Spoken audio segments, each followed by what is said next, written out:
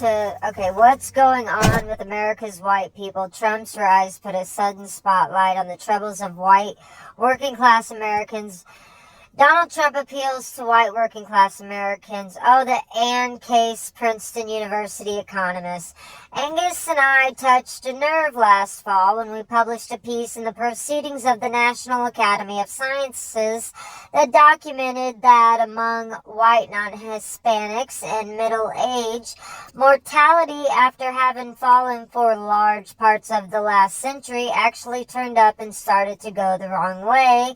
And the Centers for Disease Control, that's the CDC, also redocumenting what we had done, the big drivers in that trend that are what we call deaths of despair, which are suicide, drug overdose, and alcohol-related liver disease. Partly the surprise that it is not just men, it is men and women, and it appears to be happening all over the country, and that resonated in this political season. Then I first read it, I was struck by parallel between that and what happened to males after the collapse of the Soviet Union. Why is this happening to these people?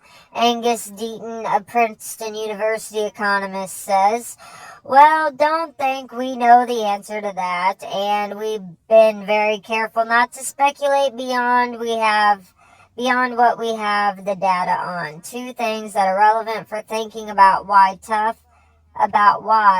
though, are first that this started in the late 90s, so this is not something that happened after the financial crash, for instance. It's a much more older phenomenon before the turn of the century. The second thing is that it's much worse for people who have a high school degree and no BA than it is for people with a BA. So we're talking about white non-Hispanics without a college degree. As far as the campaigns, the obvious story which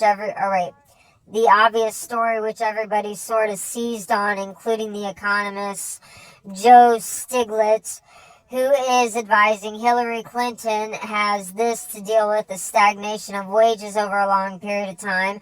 But you know that happened in Europe too. China and trade globalization and slow wage growth have hit many European countries, and you don't see an increase in the death rate in Europe at all. Well, they also don't have Mexico on their border. And they also don't have Joe Biden as president, or George Bush getting them into war. I mean, just look at, this country, America, people have been traveling to this land for over 40,000 years. And they want to come and say they own it for the last 2,000 years. And then you're like, okay, fine, sure, whatever. Okay, fine, we'll do that bloated patronage system. I'm a patriot. I love America. American flags. Yes, great. I love my country. I love my land. I love my fellow American. But, I'm not really willing to go over to another country and, for what? Did they come over here? Were they coming over here to do it? I don't think they were. 9/11 was your fault. I saw you guys over there at Desert Storm. That was your fault. Why were you over there? No, you directed the soldiers to go over there. I'm not talking about the soldiers. I'm talking about your brain. What was your brain saying? We need to send soldiers over here for what? That's what the fuck I'm saying, you fucking assholes. Anyways, I gotta go.